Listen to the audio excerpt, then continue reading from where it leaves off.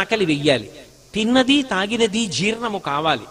అలా ఉండాలి అంటే పీడ పోవాలి. పీడ ఎందుకు వస్తుంది? గత జన్మలలో చేసిన పాపము పీడగా వస్తుంది. ఆ పీడ పోగొట్టడానికి శాస్త్రము ఒక ఉపదేశం చేసింది.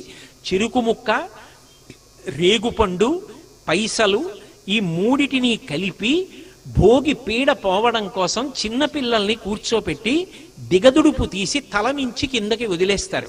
వదిలేస్తే భోగి పీడ తొలగిపోయి వాళ్ళు భోగం అనుభవించడానికి కావలసిన శక్తిని పొందుతారు.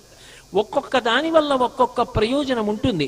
అది ఉంటుందా అంటే అన్నీ కొన్నిసార్లు అనుభవము చేత తెలిసేవి కావు, కానీ నమ్మకం చేత పెడతాయి.